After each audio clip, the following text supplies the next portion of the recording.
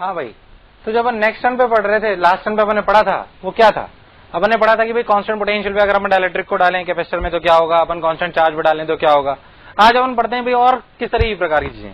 जैसे अगर मैं आपसे बोलूं तो एक चीज होती है छोटी सी, अपन दो चीजों की बात करेंगे। आप हेडिंग डालें dielectric strength and breakdown voltage. Dielectric strength and breakdown voltage, ध्यान सुने।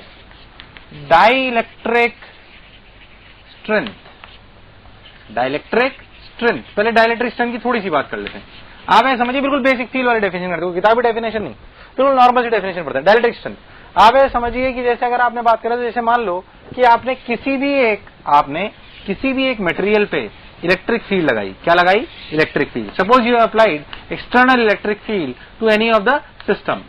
अगर आपने एक्सटर्नल इलेक्ट्रिक फील्ड लगाई तो इसके अंदर जो मॉलिक्यूल्स हैं, क्या है इसके अंदर? मॉलिक्यूल्स। मान लो इस पे प्लस चार्ज और यहाँ पे माइनस चार्ज है। Basically they are made up of dipoles, they are made up of dipoles. तो इस पे प्लस क्यू पे चार्ज, प्लस पे चार्ज लगा, इधर क्यूई, इस पे इधर लगा माइनस क्यूई। नेट फोर्स कितना है? 0। बिल्कुल सही बात है कि नेट फोर्स 0 है। बिल्कुल अच्छी बात भी है कि नेट फोर्स 0 है, मस्त है एकदम। पर द थिंग इज कि क्या इस नेट फोर्स की वजह से एक स्ट्रेस डेवलप हो रहा है? मान लो मेरे दोनों हाथों को बराबर फोर्स से इधर 1000 न्यूटन इधर 1000 न्यूटन से खींचा जाए, क्या मेरे पे नेट फोर्स 0 है? बिल्कुल है नेट फोर्स 0। इसमें तकलीफ वाली बात है? क्या मुझे कोई तकलीफ होनी चाहिए? होनी चाहिए, होनी चाहिए। नेट फोर्स तो 0 है। अरे होगी, अगर मेरे दोनों हाथों को 1000 न्यूटन से खींचा जाए, अगर 5000 से खींचा जाए तो शायद दोनों हाथ निकल ही आएंगे। तो क्या मेरी बात क्लियर है एकदम अच्छे से? यानी कि अपनी किसी की भी एक कैपेसिटी है कि भले नेट फोर्स 0 है, but this equal and opposite force will create a stress on this dipoles। अच्छा, जब ये डाइपोल ब्रेक हो जाएंगे तो क्या अपना मटेरियल ब्रेक हो जाएगा? अपना मटेरियल क्या हो जाएगा? ब्रेक। ऐसा बोल सकते हो कि वो टूट जाएगा। तो ऐसा समझो कि जैसे जैसे आप इलेक्ट्रिक फील्ड बढ़ाओगे, दिस फोर्स विल इंक्रीज। जिस इलेक्ट्रिक फील्ड पर यह मटेरियल टूट जाएगा, जिस इलेक्ट्रिक फील्ड पर ये मटेरियल टूट जाएगा, उसे कहेंगे dielectric strength of the material. ये मटेरियल पर डिपेंडेंट प्रॉपर्टी है। किस पर डिपेंडेंट प्रॉपर्टी है? मटेरियल पे। अलग अलग मटेरियल की अलग अलग होगी, हो सकता है किसी की ज्यादा हो, किसी की कम हो। तो डाइलेक्ट्रिक स्ट्रेंथ की बेसिक डेफिनेशन या फील वाली डेफिनेशन, कौन सी डेफिनेशन? फील वाली डेफिनेशन। जिस इलेक्ट्रिक फील्ड पर मटेरियल टूट जाएगा, उसे कहते हैं डाइलेक्ट्रिक स्ट्रेंथ। उसे कहते हैं dielectric strength of the material. उसे कहते हैं dielectric strength of the material.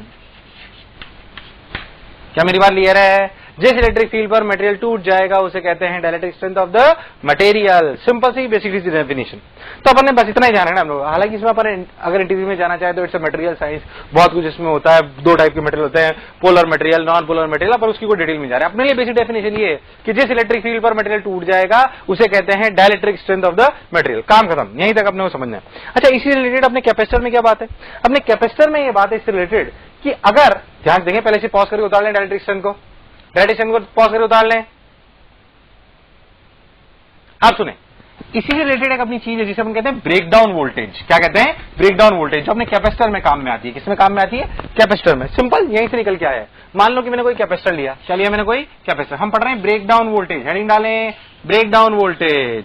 मान लो कि हमने कैपेसिटर लिया जिसमें डाइलेक्ट्रिक लगाया, सिंपल सा फंडा, उसको अपन ने एक बैटरी से कनेक्ट कर लिया। किससे कनेक्ट कर लिया? एक बैटरी से। अगर हमने उसको एक बैटरी से कनेक्ट कर लिया ऐसे, इस प्रकार, अगर हमने उसको एक बैटरी से कनेक्ट कर लिया तो आपके सामने बैटरी बनी हुई है, 20 वोल्ट की बैटरी है। जैसे जैसे पोटेंशियल बढ़ाओगे क्या इलेक्ट्रिक फील्ड इंक्रीजेस।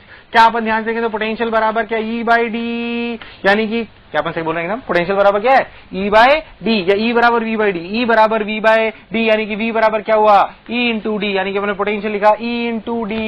यानी कि अगर अपन ध्यान से देखो, जब इलेक्ट्रिक फील्ड मैक्सिमम होगी तो क्या पोटेंशियल भी मैक्सिमम होगा? बिल्कुल सही बात। यानी कि अपन कह सकते हैं कि जब E डाइलेक्ट्रिक स्ट्रेंथ के बराबर होगी, जब E डाइलेक्ट्रिक स्ट्रेंथ के बराबर होगी, इससे ज्यादा अगर आप पोटेंशियल लगाओगे तो क्या ये अपना कैपेसिटर टूट जाएगा? तो इस पोटेंशियल को क्या बोला जाएगा? नाम ही बता रहा है, ब्रेकडाउन वोल्टेज। क्या बता रहा है? Breakdown voltage.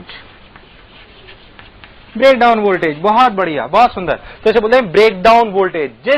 जिस पोटेंशियल पर कैपेसिटर टूट जाए उसे कहेंगे ब्रेकडाउन वोल्टेज। एक बात नोट करें कि electro dielectric strength of the material is a core property of material, dielectric strength of the material is a core property of material, but क्या breakdown voltage of the system depends on, but क्या breakdown voltage of the system depends on Emax and D, यानी कि क्या वो dimension of capacitor पे भी depend करता है, किस पे डिपेंड करता है, डायमेंशंस ऑफ कैपेसिटर, क्या वो डायमेंशन ऑफ कैपेसिटर पे डिपेंड करता है, हाँ भाई बिल्कुल करता है, यानी कि अपन लिखा ब्रेकडाउन वोल्टेज बराबर E into D, breakdown voltage बराबर E इंटू डी, तो ब्रेकडाउन वोल्टेज वह वोल्टेज जिस पर कैपेसिटर टूट जाए, वह वोल्टेज जिस पे कैपेसिटर, वह वोल्टेज जिस पर कैपेसिटर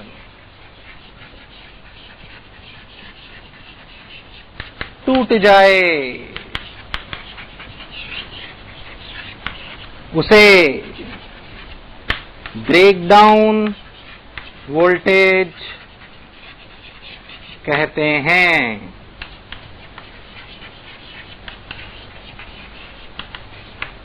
उसे ब्रेकडाउन वोल्टेज कहते हैं। बहुत बढ़िया, वह वोल्टेज जिस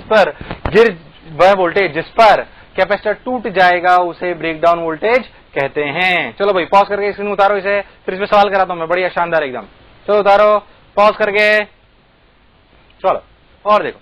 अब इस ब्रेकडाउन वोल्टेज पे सवाल करते हैं। पहला सवाल आपसे देता हूं, आप स्क्रीन को पॉज करके उसे करिएगा, है ना, फिर देखिएगा कि मैंने कैसे करा है, फिर सोचते हैं, फिर दूसरा आप ही से कराएंगे। देखो मान लो मैं आपसे बोलूं कि आपके पास एक कैपेसिटर है, आपने एक कंपनी से कैपेसिटर मंगाया, एग्जाम्पल कर रहे हैं अपन, एग्जाम्पल कर रहे हैं कि भाई अपने से बोला गया कि कैपेसिटर मंगाया गया कंपनी से जो 2 माइक्रोफेरेड था और इसका ब्रेकडाउन वोल्टेज, कौन सा वोल्टेज, ब्रेकडाउन वोल्टेज 10 वोल्ट था। कितना था, 10 वोल्ट। इसका जो बीवी था वो 10 वोल्ट था, और अपन ने एक और कैपेसिटर मंगाया जो 4 माइक्रोफेरेड था। कितना था, 4 माइक्रोफेरेड, और उसका जो ब्रेकडाउन वोल्टेज था वो था सपोज 12 वोल्ट। कितना था, 12 वोल्ट। बहुत बढ़िया। इन दोनों कैपेसिटर को सीरीज में जोड़ दिया गया, और सीरीज में जोड़ने के बाद एक नया सिस्टम बना दिया गया, और नए सिस्टम बनाने के बाद पूछा गया कि बताओ इस सिस्टम का ब्रेकडाउन वोल्टेज क्या है। अपना सवाल है find breakdown voltage for the system,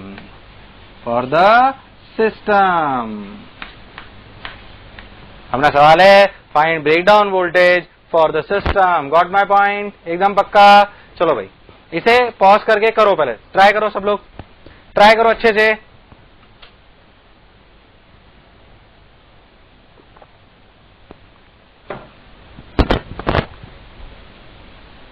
चलो सॉल्यूशन देखते हैं। सॉल्यूशन क्या है देखते हैं। चलो सॉल्यूशन है कि इस कैपेसिटर पर क्यूमैक्स क्या हो सकता है, ये मैक्सिमम चार्ज क्या झेल सकता है, 2 इंटू 10 20 माइक्रोकूलम।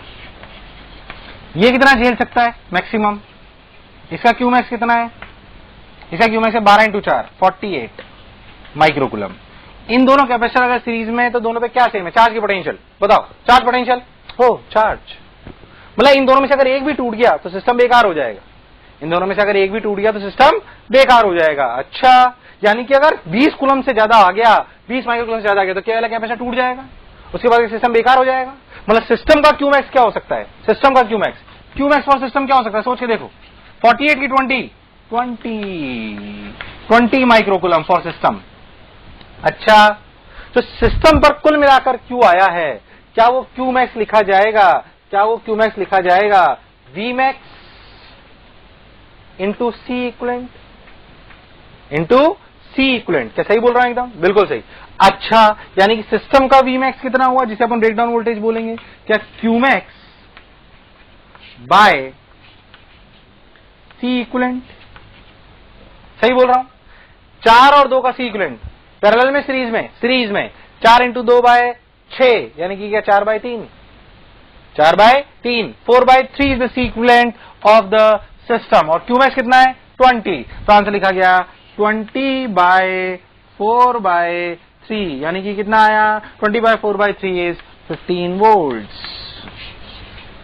कितना आया 15 वोल्ट, यानी कि सिस्टम का क्यूमैक्स आया 15 वोल्ट। कितना आया 15 वोल्ट। मतलब अगर इस सिस्टम पर कुल मिला के 15 वोल्ट से ज्यादा लगाओगे तो सिस्टम खराब हो जाएगा, उससे कम पे किसका खराब होना पॉसिबल नहीं है। तो सिस्टम का बीवी निकालने का तरीका है, अगर सीरीज में दो कैपेसिटर जुड़े हो तो उन पे पहले क्यूमैक्स निकालो। क्या निकालो? क्यूमैक्स। दोनों का क्यूमैक्स देखो, जो दोनों में से कम क्यूमैक्स होगा क्या वही अपने सिस्टम का क्यूमैक्स होगा, फिर उस क्यूमैक्स को सी इक्विवेलेंट से डिवाइड कर दो। किससे कर दो? सी इक्विवेलेंट से, अपने आप आंसर आ जाएगा, कोई दिक्कत वाली बात नहीं। एक और आपसे कराता हूं, खटाक से उसे करना, उस पर ज्यादा टाइम लगाएंगे अपन, जल्दी से करते हैं ना। इसे पॉज करके उतार लो सब लोग, सॉल्यूशन को पॉज करके उतार लो। बिल्कुल एक और सवाल देखो, बिल्कुल ऐसा का ऐसा ही, बिल्कुल प्रैक्टिस है और कोई खास बात नहीं। देखो सिर्फ डेटा चेंज कर रहा हूं, आप लोग खुद करना पॉज करके, मैं खटाक से करके बता दूंगा आपको।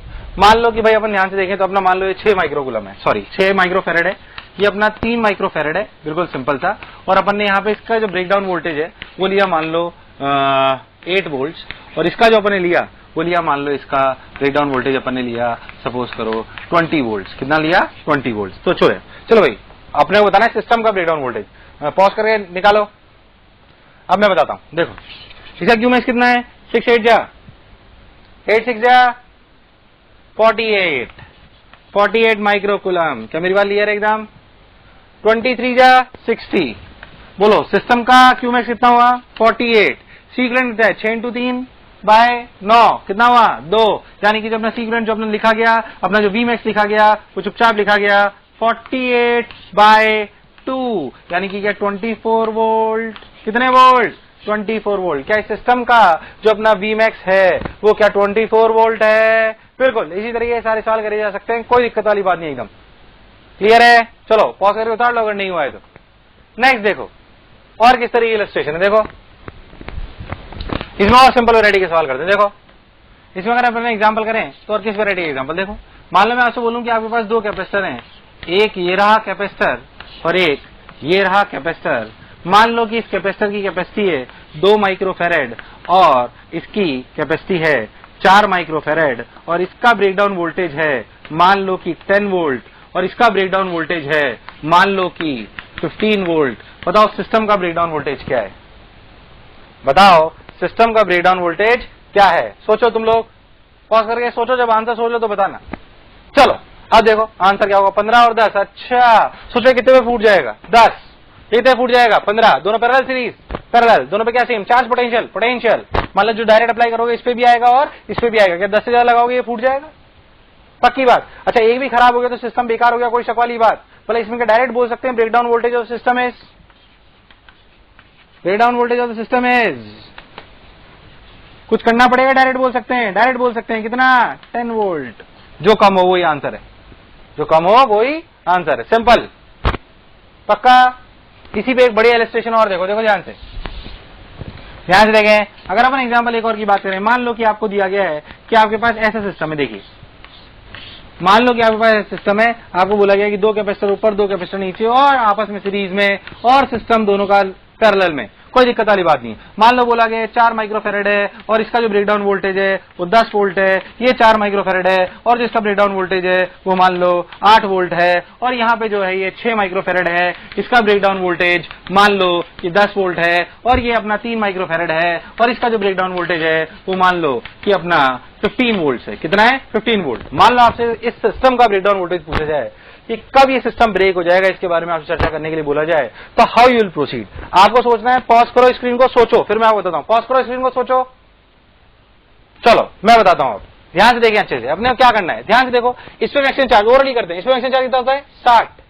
कितना हो सकता है? 60 60 10 × 6 60। इसमें कितना हो सकता है? 3 × 15 45। अच्छा यानी कि दोनों पे कुल मिला के इस पे मैक्सिमम 45 हो सकता है, इस पे मैक्सिमम 60 हो सकता है, मतलब दोनों पे कुल मिला के 45 से ज्यादा होना पॉसिबल नहीं है। 45 से ज्यादा होगा तो क्या सिस्टम टूट जाएगा? मतलब इस सिस्टम का जो क्यूमैक्स है वो 45 है, तो जो वी मैक्स होगा वो क्या लिखा जाएगा? 45/C equivalent.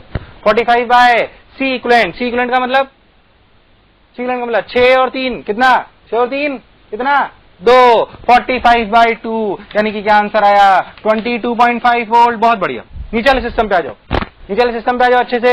4 और 10, 4 × 10 40, 4 × 8 कितना? 32। तो अपना कौन है मिनिमम, जो दोनों पे मिनिमम चार्ज है? 32, यानी कि अपन लिखा जाएगा 32/3 32/2 कितना आया 16 वोल्ट। अच्छा, यानी कि ऊपर वाला सिस्टम 22.5 पे टूट जाएगा और नीचे वाला सिस्टम 16 वोल्ट पे टूट जाएगा। मतलब क्या सिस्टम नीचे वाला और ऊपर वाला पैरेलल में है, मतलब जो सिस्टम का ब्रेकडाउन वोल्टेज है वो 22.5 है कि 16 है? 16 है। कितना है? 16। Again it's a good problem, कोई दिक्कत वाली बात नहीं है। चलो भाई, बहुत बढ़िया। यानी कि इस तरह के सवाल ऐसे करे जाते हैं, अब लोग इनको ढंग से करना है, कोई कष्ट वाली बात नहीं है, सिंपल। Got my point? पक्का? चलो उतारो इसे पॉज करके।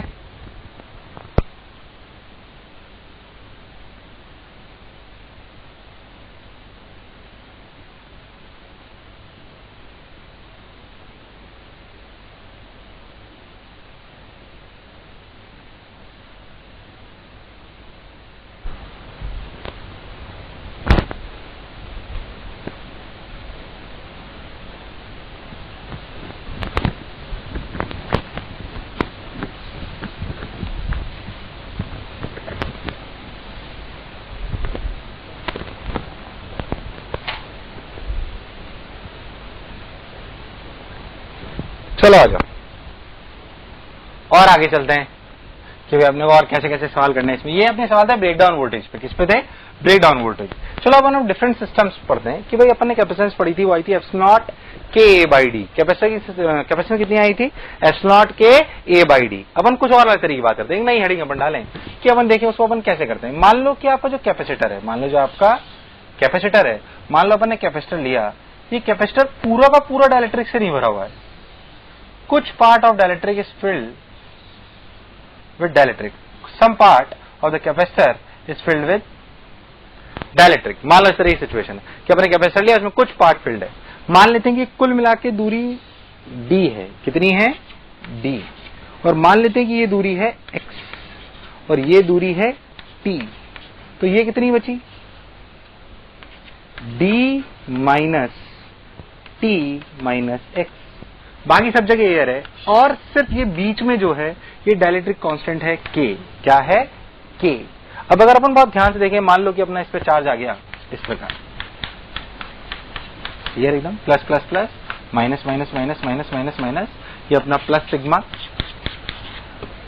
ये अपना माइनस सिग्मा। अब अगर अपन बात करें तो यहां से लेकर यहां से लेकर यहां से लेकर यहां तक जो ऐसे इलेक्ट्रिक फील्ड है, क्या वो इलेक्ट्रिक फील्ड की value sigma by epsilon not है? पर जो इलेक्ट्रिक फील्ड इसके अंदर आएगी वो इलेक्ट्रिक फील्ड क्या सिग्मा बाय एप्सिलॉन नॉट के आएगी? एकदम पक्का? सोच लो। हाँ।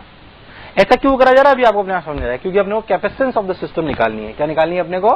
Capacitance of the system. अब देखो, मान लेते हैं कि यहां से यहां तक का पोटेंशियल है V1, यहां से यहां तक का मान लेते हैं V2 और यहां से यहां तक का मान लेते हैं V3। कुल मिला के जो पोटेंशियल ड्रॉप आया, क्या वो V बराबर V1 plus V2 plus V3 है? क्या V1 को लिखा जा सकता है sigma by epsilon not into x? Sigma by epsilon not into x, तो उसे लिखा गया sigma by epsilon not into x. V2 को क्या लिखा गया? देखो ध्यान से, V2 वाली जगह इलेक्ट्रिक फील्ड कितनी है? K वाली, sigma by epsilon not K into T. V3 की जगह sigma by epsilon not D minus T minus x. कोई दिक्कत नहीं है, ध्यान से देखो तो sigma by epsilon not x minus sigma by epsilon not cut गया। क्या मेरी बात क्लियर है एकदम? बचा क्या? सिग्मा बाय एप्सिलॉन नॉट को अगर कॉमन ले लिया जाए तो बचा T by K plus D minus T। क्या है, करेक्ट? बिल्कुल, दिस इज द पोटेंशियल जो आपका बचा। कुल मिलाकर जो पोटेंशियल कैपेसिटर के अक्रॉस है वो ये है। अच्छा, जो अपना कैपेसिटर पे चार्ज है जिसे अपन Q बोलते हैं, क्या वो चार्ज सिग्मा इंटू है A है? अच्छा, जो कैपेसिटेंस होती है क्या वो Q बाई V होती है? अगर अपन कैपेसिटेंस की बात करें और Q बाई V की तरीके से लिखा जाए तो Q लिखा जाएगा सिग्मा A और V लिखा जाएगा ये। क्या सिग्मा सिग्मा कट जाएगा? तो ध्यान से देखो तो फॉर्मूला क्या आएगा? Epsilon A by D minus T plus T by K। ध्यान से देखिए फॉर्मूले को, epsilon A D minus T plus T by K। ध्यान से देखो फिर से फॉर्मूले को, ये कैपेसिटेंस का फॉर्मूला V और Q पर डिपेंड नहीं करता। ये उस कैपेसिटर का फॉर्मूला है कैपेसिटेंस का जिसमें कैपेसिटर पूरी जगह नहीं भरा हुआ है डाइलेक्ट्रिक, कुछ पार्ट पर ही डाइलेक्ट्रिक भरा हुआ है। And some part is free. आप इस फॉर्मूले को ध्यान से देखें तो this formula is independent of Q and V Again, if you see it carefully, this formula is independent of x. This formula is independent of x. This formula is independent of x. F naught a d minus t plus t by k. क्या picture एकदम clear है? क्या अच्छे से formula समझ में आया है? चेक कर लेते हैं फॉर्मूला सही है कि नहीं सही है। मान लो कि मैं पूरे में भर दूं तो t की वैल्यू क्या हो जाएगी? d।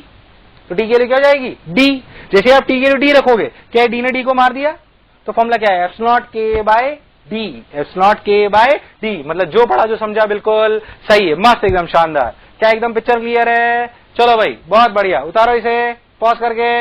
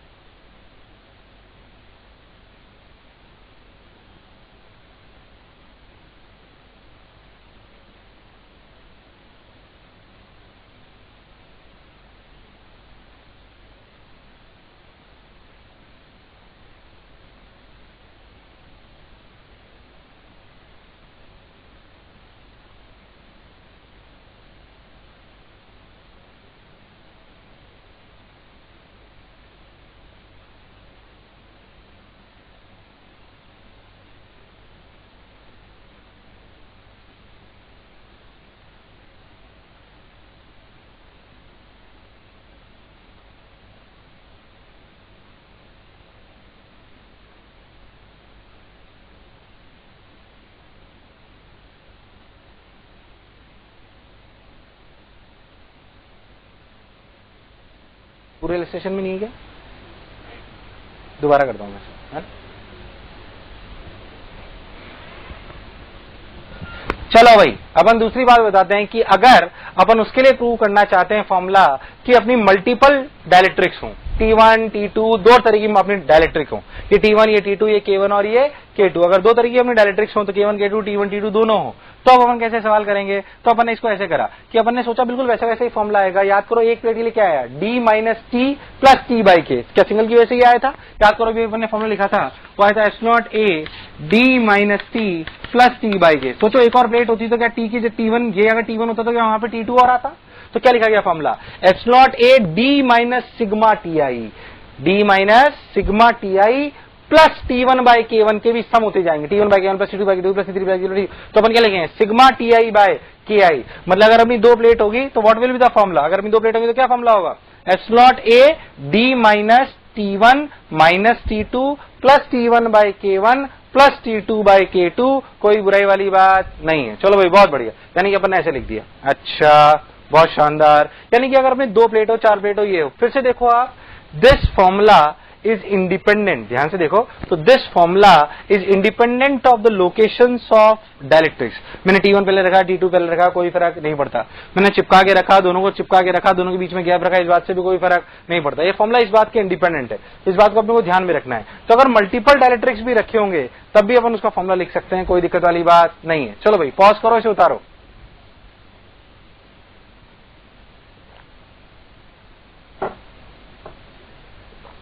और देखो हेडिंग डालें, combination of dielectric in capacitor, combination of dielectric in capacitor.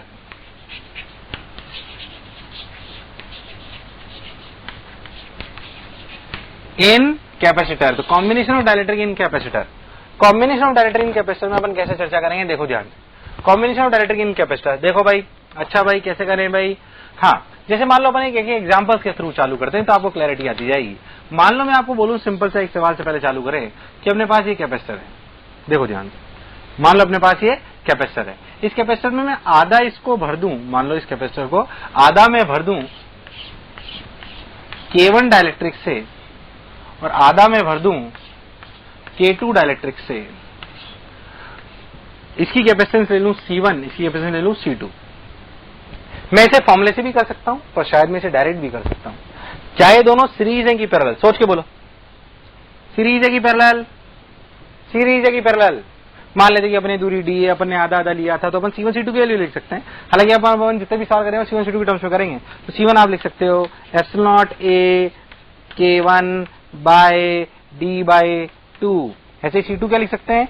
Epsilon naught a K2 by d by 2। बताओ C1 C2 series parallel? Series parallel? Series, यानी कि क्या इस सिस्टम को इक्विवेलेंट ऐसे बनाया जा सकता है, this is C1 and this is C2, this is C1 and this is C2, equivalent system for this is this. यानी कि जो अपना आंसर आया वो आंसर हुआ C1 C2 bye C1 plus C2, जैसा कि सीरीज में होता है, कोई दिक्कत वाली बात नहीं है। चलो भाई बहुत बढ़िया, पॉज करो उतारो, पॉज करो उतारो, और देखो और कैसा आता है भाई, देखिए ध्यान से। मान लो कि अपना सिस्टम बनाया जाए, वो सिस्टम इस तरीके बनाया जाए, देखो ऐसे कैपेसिटर लिया जाए ऊपर और नीचे और आधा आधा ऐसे ब्रेक करा जाए।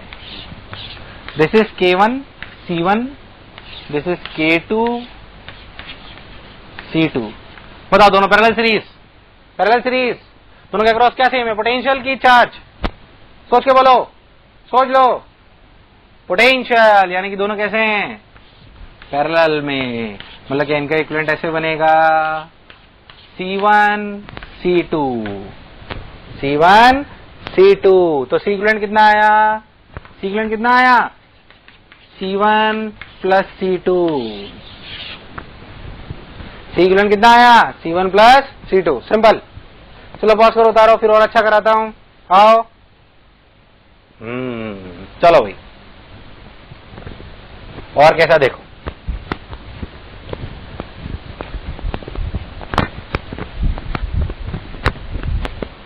अगर अपन बहुत ध्यान है सोच और किस तरह का, एक और एग्जांपल। मान लो मैं आपको बोलूं कि ऐसे कैपेसिटर है, ये देखो ध्यान से, ये अपना कैपेसिटर है,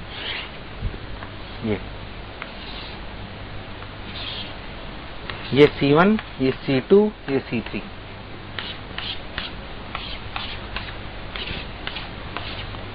बोलो कैसे बनेगा? सोचो, पहले सोचो फिर करना, मैं बना देता हूं। C1 C2 कैसे हैं? सीरीज में। फिर C3 कैसे?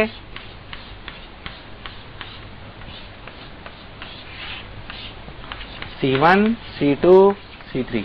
कैसे इक्विवेलेंट अपन निकाल सकते हैं? कैसे इक्विवेलेंट अपन निकाल सकते हैं? बिल्कुल निकाल सकते हैं, सिंपल।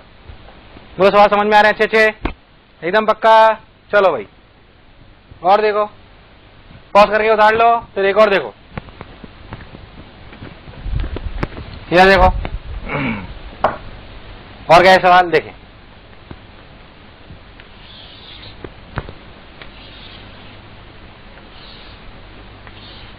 ये C1, ये C2, ये C3, ये C4, मतलब इसमें K1 है ना, ये अपनी कैपेसिटर प्लेट्स। बोलो सब लोग बना लो, पहले पॉज करके बनाना, जरूर पॉज करके कंफर्म, फिर मैं बताता हूं। पॉज कर लो फिर बनाओ। चलो अब देखो, दो सॉल्यूशन बताता हूं। C1 C2 कैसे हैं? Series parallel, series parallel, series. और C3 C4 कैसे हैं? सीरीज। फिर आपस में कैसे हैं? पैरेलल। क्या ऐसे बना सकता हूं? सोचना।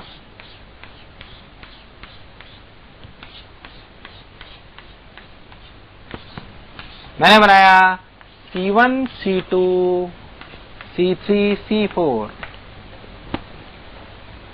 ठीक, फर्स्ट सॉल्यूशन।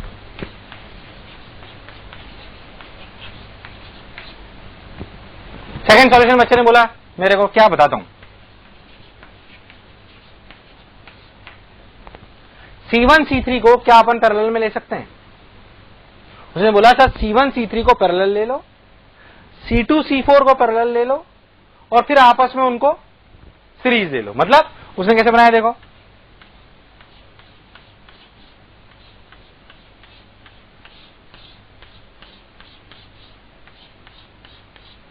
ये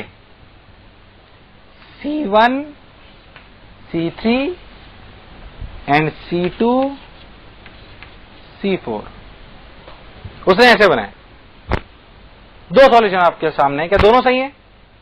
आंसर निकाल के देखो, दोनों से सेम आंसर नहीं आएगा, दोनों से अलग अलग आंसर आएगा। मतलब एक सही है और एक गलत है। चलो पॉज करके सोचो कौन सा सही कौन सा गलत है, आपको सोचना है। जब सोच लो तब बताना कौन सा सही है कौन सा गलत। फिर बस मेरी बात सुनना, सुने ध्यान से देखो तो C1 C3 पैरेलल में नहीं है। मुझे चलो बताओ, क्या C1 और C3 में इलेक्ट्रिक फील्ड सेम है क्या अलग? टेल मी, C1 C3 में इलेक्ट्रिक फील्ड सेम है क्या अलग? अलग अलग। अगर सेम अलग अलग है तो क्या यहां का पोटेंशियल और यहां का पोटेंशियल भी अलग अलग है? तो हम इन दोनों को पैरेलल में नहीं ले सकते। पर हाँ, क्या C1 C2 के अक्रॉस कुल मिला के पोटेंशियल सेम है? कुल मिला के इन दोनों के अक्रॉस C1 C2 के कॉम्बिनेशन के अक्रॉस और C3 C4 के अक्रॉस पोटेंशियल सेम है, V है। यानी कि इन दोनों के कॉम्बिनेशन को इन दोनों के कॉम्बिनेशन को कैसे ले सकते हैं? पैरेलल में। पर C1 C3 को पैरेलल में नहीं ले सकते क्योंकि क्या मिलिट्री फील्ड अलग अलग है। मतलब which solution is correct, first one और सेकंड वन? फर्स्ट वन और second one? First one. And which one is wrong? Second one. इस वाले केस में सेकंड वाला सॉल्यूशन इनकरेक्ट है, सेकंड वाला सॉल्यूशन इनकरेक्ट है। क्या पिक्चर एकदम क्लियर है? पक्का 101%। ये इस वैरायटी का अच्छा इलस्ट्रेशन था। कैसा इलस्ट्रेशन था? अच्छा। चलो भाई और देखो, और क्या सवाल हम कर सकते हैं? देखो इसी में हम पढ़ते हैं थोड़ा सा और एक वैरायटी, सुने, जिसे अपन कहते हैं वेरिएबल डाइलेक्ट्रिक कांस्टेंट। क्या कहते हैं? Variable dielectric constant. कुछ है नहीं खास, इंटीग्रेशन करना है अपने को। ध्यान से देखो, अपन सवाल करते हैं, लिखो वेरिएबल डाइलेक्ट्रिक कांस्टेंट, लिखो वेरिएबल डाइलेक्ट्रिक कांस्टेंट, लिखो variable dielectric constant. Variable dielectric constant, इधर देखें, variable dielectric constant.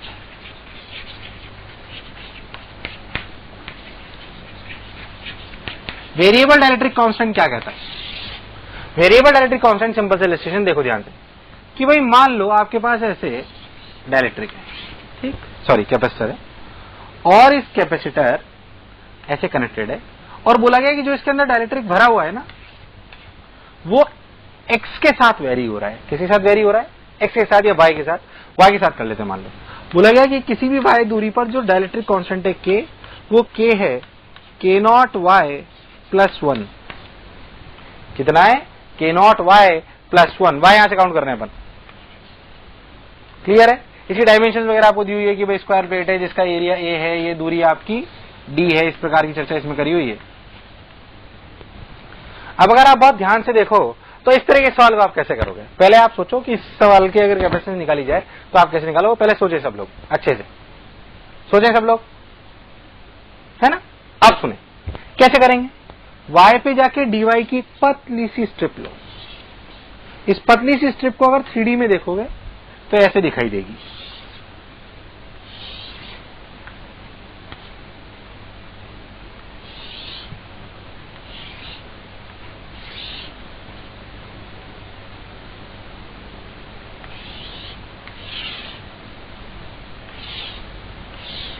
Got my point? पतली सी स्ट्रिप इस प्रकार है। इस स्ट्रिप का एरिया कितना है? ए। बट इस स्ट्रिप को अगर मैं कैपेसिटी के मानूंगा तो इसकी जो विड्थ होगी क्या वो dy होगी? कितनी होगी? dy। और क्या यहां इसका जो डाइलेक्ट्रिक कांस्टेंट होगा k, क्या वो k होगा K0y dy, K0y प्लस 1? यानी कि इसका जो छोटा सा कैपेसिटेंस dc लिखा जाएगा, क्या वो लिखा जाएगा f0 K0y plus 1 into area bye D का मतलब क्या? dy। आप सोचो ऐसी पतली पतली पतली पतली पतली पतली पतली पतली पतली पतली पतली पतली सभी स्ट्रिप सीरीज हैं कि पैरेलल? सीरीज हैं कि पैरेलल? सीरीज हैं कि पैरेलल? सीरीज, यानी कि अगर वो सब सीरीज हैं तो उनका 1/c इक्विवेलेंट इज बेसिकली क्या integration of 1/dc, is basically integration of 1/dc। क्या 1/dc के लिए एप्स नॉट के नॉट वाई प्लस 1/a/dy है, यानी कि अपने जो लिखा जाएगा वो लिखा जाएगा dy 1/ε0a integration dy by K naught Y plus 1, K naught Y plus 1। पहले था जो बोला चमका 1/ε0a dy by K naught Y plus 1। पहले था जो बोला क्लियर है एकदम पक्का, सोच लो, बहुत बढ़िया। अच्छा ऐसे अपन लिख दिया। अब बोलो लिमिट कहां से कहां लगाई जाए, 0 से d, कहां लगाई जाए 0 से d। अगर आप इसके इंटीग्रेशन की बात करोगे तो इसका इंटीग्रेशन आएगा, वो अपना इंटीग्रेशन आएगा 1/ε0a ln में आएगा, किसमें आएगा ln में। इसका इंटीग्रेशन आएगा 1/k0 ln k0 d plus 1 k0 d plus 1, clear है एकदम। और एक बार y के लिए लगेंगे 0, कैनॉट d प्लस 1/1। क्या मेरी बात क्लियर है एकदम पक्का, कैनॉट d प्लस 1/1। इस तरीके का आंसर आएगा, वो 1/c इक्विवेलेंट है। उसे आप उल्टा कर दोगे तो अपने को दिखाई देगा c इक्विवेलेंट। क्या दिखाई देगा c इक्विवेलेंट। कह रहा तो कैलकुलेशन है बाद वाली बात, तो इसे 2 कर लो, वरना ln1 कभी कभी नॉट डिफाइन कर देते हैं अपन। 2 कर लो, उससे कोई फर्क नहीं पड़ेगा। यहाँ पे अपन 2 कर लेते हैं, यहाँ पे अपन क्या कर लेते हैं 2, तो यहाँ पे भी क्या हो जाएगा 2, तो यहाँ पे भी क्या हो जाएगा 2, और नीचे भी क्या आएगा 2, है ना। तो कैनॉट डी प्लस 2/2, कैसा भी आंसर है वो एक अलग बात है। y पे जाके dy अपन लिया, ऐसे k लिया, ऐसे लिया, उसे सॉल्व ऐसे करा। क्या पिक्चर एकदम क्लियर है। This is illustration on variable dielectric constant, this is illustration on variable dielectric constant. Got my point पक्का एकदम अच्छे से। पॉज करो उतारो, पॉज करो उतारो, एक और कराता हूं फिर देखो। मान लो कि आपका डाइलेक्ट्रिक x के साथ वेरी करे, किसके साथ वेरी करे x के साथ। तो मैं एक्सप्रेशन लिख के बताऊंगा, सॉल्व नहीं करेंगे, सिर्फ सुनेंगे अच्छे से। क्या तो कैसे लिखा जाएगा x के साथ वेरी करे, तो देखो ये देखो, ये ऐसे लिया, ऐसे लिया, एक्सप्रेशन इस तरीके से ले लेते हैं। मान लो ऐसे अपना डाइलेक्ट्रिक है, अपन ने बोला कि it is varying with x और k की वैल्यू x के साथ है, k बराबर k0x प्लस 2, इस प्रकार की ये मान लो कि कुछ भी फंक्शन ले सकते हो, मैं तो एक आइडिया बता रहा हूं। तो आपको वो ही करना है कि अपन x पे जाके dx का एक एलिमेंट ले लें। अब इस एलिमेंट को देखें, x पे जाके dx का क्या ले लें एलिमेंट। इस एलिमेंट को ध्यान से देखें, इसका 3D बनाए तो कैसे बनेगा देखो।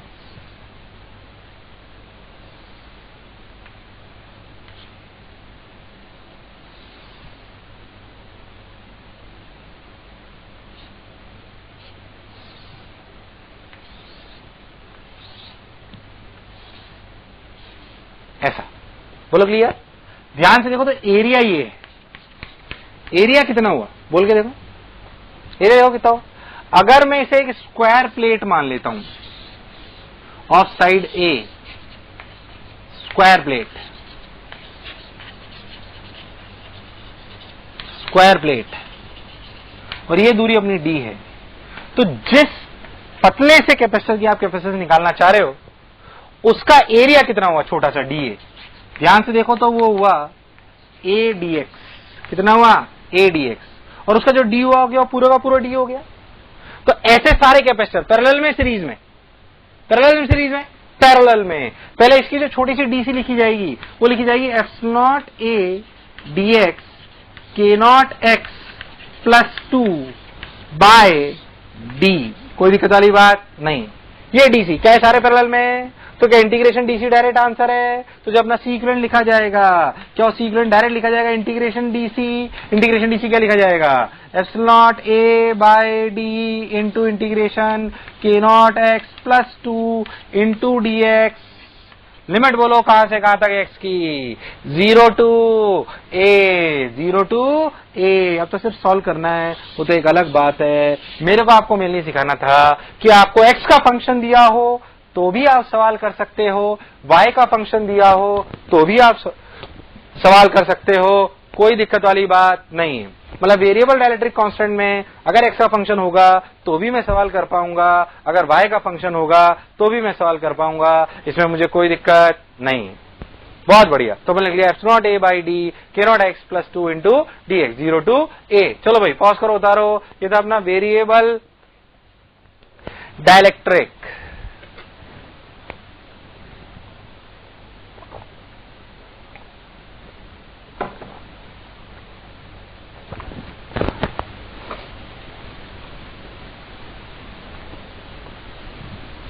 आप देखो,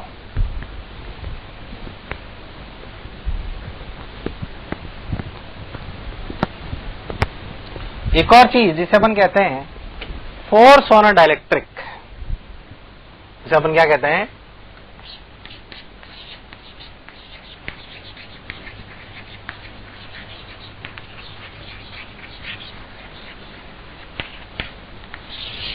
force on a dielectric. Reality में क्या होता है मैं आपको पहले समझाता हूं। मान लो एक कैपेसिटर है, उसमें आपने एक डाइलेक्ट्रिक कुछ इंसर्ट करा, कुछ इस पे यहां पे ऐसे प्लस प्लस प्लस चार्ज है, मान लो नीचे प्लस प्लस है और ऊपर माइनस माइनस। मान लो इसमें आपने कोई डाइलेक्ट्रिक इंसर्ट करा जो इसी की शेप एंड साइज का है, पर पूरा नहीं करा, कुछ कुछ बाहर है और कुछ अंदर है, इस प्रकार है ना। थोड़ा गैप मैंने छोड़ा है समझाने के लिए। तो यहां पे क्या इंड्यूस होंगे, इस माइनस की वजह से प्लस प्लस, यहां पे इंड्यूस होंगे माइनस माइनस। क्या इस प्लस से इस माइनस की वजह से एक अट्रैक्शन आएगा, कि इस माइनस से प्लस की वजह से भी अट्रैक्शन आएगा, तो क्या एक अंदर फोर्स आएगा। बेसिकली इस फोर्स की अपन चर्चा करते हैं, बेसिकली इस फोर्स की अपन चर्चा करते हैं, ये फोर्स कितना है। इस फोर्स को निकालने का एक शॉर्टकट अपन निकालते हैं, जिसको अपन बोलेंगे फोर्स बराबर minus D you by D x. क्या बोलेंगे, minus D you by D x. हालांकि इसमें भी थोड़ी लंबी कहानी है, मैं ज्यादा नहीं सुनाना चाहता क्योंकि आपके कोर्स में बहुत ज्यादा मेंशन नहीं है। अभी जो हम काम कर रहे हैं वो अपन करेंगे कांस्टेंट पोटेंशियल पे। किस पे करेंगे, कांस्टेंट पोटेंशियल पे। ध्यान सुने, अपन काम करेंगे अभी कांस्टेंट पोटेंशियल पे। Will work on constant potential. ठीक भाई, कांस्टेंट पोटेंशियल पे काम करेंगे, वी पे थोड़ा सा खेल खेलेंगे ध्यान से। एफ बराबर minus D you by D x. You अपनी एनर्जी लिखी जाएगी हाफ सी वी स्क्वायर। क्या लिखी जाएगी, हाफ सी वी स्क्वायर। मान लो at any instant our dielectric is x inside. कितना इनसाइड, एक्स इनसाइड। और ये कुल मिला के जो अपनी लंबाई है ये मान लेते हैं अपन है एल। कितनी है, एल। अपन मानते हैं स्क्वायर प्लेट है। कैसी प्लेट है, स्क्वायर प्लेट। स्क्वायर प्लेट है एल लेंथ की, तो ये आपकी एल एक्स है, तो ये आपका है एल माइनस एक्स। तो आप ध्यान से देखो तो इस समय जो कैपेसिटर है वो दो पार्ट में टूटा हुआ है। आधा एक्स में डाइलेक्ट्रिक के है और आधे एल माइनस, आधे से मतलब कुछ पार्ट एल माइनस एक्स में कोई डाइलेक्ट्रिक नहीं है, मतलब वहां पे सिंपल एयर है। अगर आप बहुत ध्यान से देखो और इसे अच्छे से इमेजिन करो तो ये वाली जो प्लेट है कुछ इस प्रकार से आपको नजर आएगी। इसका इस पार्ट, इतना पार्ट, इसका मतलब यहाँ पे है। अगर मैं इस पार्ट का कैपेसिटेंस लिखना चाहता हूं, जिसे मैं C1 बोल रहा हूं, तो उसकी कैपेसिटेंस लिखी जाएगी C1। एरिया देखो ध्यान से, ये एरिया होगा L इंटू एक्स। कितना होगा, L इंटू एक्स, यानी कि epsilon L into X K by D.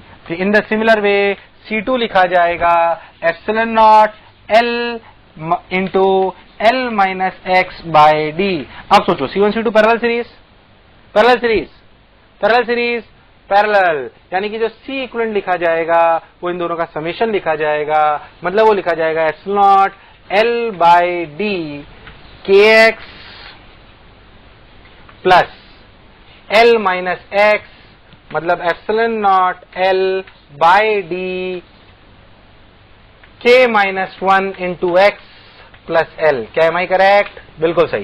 ये आपका है सी इक्विवेलेंट। क्या है आपका, सी इक्विवेलेंट। इस सी इक्विवेलेंट से आप D C equivalent by D X की वैल्यू निकाल लो। क्यों निकाल लो, अभी आपको अपने आप समझ में आ जाएगा मैं क्या करने वाला हूं। D C equivalent by D X निकालोगे तो ये टर्म तो जीरो हो जाएगी, यहां पे बचेगा epsilon naught L K minus 1 by D.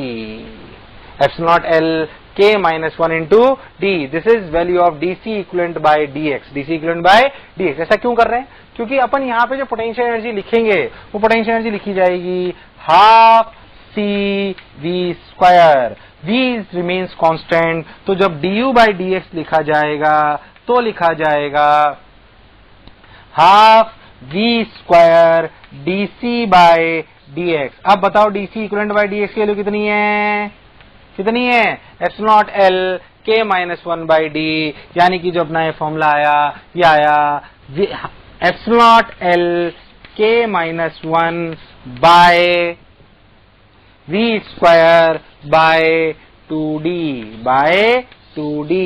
This is the formula of force on the dielectric at constant potential, at constant potential. ये फॉर्मूला है अपना कांस्टेंट पोटेंशियल पर फोर्स का। अब एक चीज आप अच्छे समझें कि अगर आपको मैं चार्ज कांस्टेंट कर देता, क्या कर देता, चार्ज कांस्टेंट, तो आप क्या फॉर्म, मैं उसे कराऊंगा नहीं, वैसे कराया भी जा सकता है, पर आपको अगर करना हो तो कैसे करें, U लिखा जाएगा Q²/2C। क्या लिखा जाएगा, Q²/2C। अब क्या कांस्टेंट रहेगा, Q। तो जब Q²/2C लिखोगे तो नीचे से C को जब डिफरेंशिएट करोगे तो आएगा -1/C² dC/dx। क्या आएगा, -1/C equivalent square by into dC/dx। तो आपको C इक्वलेंट की वैल्यू भी पता है और DC इक्वलेंट बाय dx की वैल्यू भी पता है, दोनों रख देंगे, पर अपन उस पर नहीं कर रहे हैं क्योंकि बहुत ज्यादा कोर्स में है भी नहीं और उस पर बहुत ज्यादा सवाल आते भी नहीं। इसमें थोड़े बहुत आते हैं, अपन कर सकते हैं। अगर आप ध्यान से देखो तो ये फोर्स इधर इधर इधर इधर, जैसे ही डायरेक्टली पूरा अंदर घुस जाएगा, जैसे ही डायरेक्टली पूरा अंदर घुस जाएगा, क्या नेट फोर्स 0 हो जाएगा। पर क्या रफ्तार की वजह से वो आगे निकलेगा, रफ्तार की वजह से अगर वो आगे निकलेगा तो क्या फिर उसमें फोर्स अंदर लगने लगेगा, तो क्या अब उसकी रफ्तार घटेगी तो बाहर जाएगा, फिर बाहर जाएगा, फिर अंदर। क्या करेगा, ऑसिलेशन। एसएचएम नहीं है, क्या है ये, ऑसिलेशन। क्योंकि अंदर आते तक क्या पूरा फोर्स कांस्टेंट है, देखो this force is constant, this is independent of x, this is independent of x, this force is constant. तो बेसिकली ऑसिलेट करेगा, अंदर बाहर अंदर बाहर अंदर बाहर अंदर बाहर, पर वो कांस्टेंट फोर्स की वजह से करेगा। क्या बात एकदम क्लियर है, अच्छे से 101%, बहुत बढ़िया। अगर आप ध्यान देखो तो टाइम पीरियड भी आप निकाल सकते हो। इस डायरेक्टर को पूरा अंदर आने में क्या एल दूरी चलनी है, क्या उसका एक्सेलरेशन होगा F/m, क्या दूरी चलनी है L, तो क्या लगाएंगे L बराबर हाफ ऑफ AT स्क्वायर। क्या बाहर से अंदर आने का टाइम आ जाएगा, क्या उतना ही टाइम अंदर से बाहर जाने का होगा, फिर क्या बाहर से अंदर आने का होगा, फिर क्या अंदर से बाहर जाने का होगा, यानी कि कुल मिलाकर क्या टाइम 40 होगा। बिल्कुल, तो यहां से तक का निकालो और सिंपल, इतना ही करना है। बहुत ज्यादा इसलिए नहीं बोल रहे हैं कि फोर्स ऑन डाइलेक्ट्रिक अपने बहुत ज्यादा कोर्स में नहीं है, तो उसके लिए बहुत ज्यादा परेशान होने की जरूरत नहीं है। बाकी it's a very long variety, थोड़ा सा एक्स्ट्रा के हिसाब से मैंने आपको पढ़ा दिया। क्या एकदम पिक्चर क्लियर है, बहुत बढ़िया, उतारें। बेसिकली अगर अपन ध्यान से देखें तो capacitor is a very long chapter. Dielectric मैंने आपको पहले ही बोला था, मटेरियल साइंस में बहुत ज्यादा डिटेल्स में अपन चीजें करते हैं, बट अपन ने बहुत अच्छी चीजें पढ़ी है जो अपने लिए कोर्स के लिए बहुत इंपॉर्टेंट है, तो अपन इनको ध्यान से देखें। यहाँ पर अपना कैपेसिटर खत्म हो गया है। थैंक्स अ लॉट, होपफुली आपको समझ में आएगा। Thank you.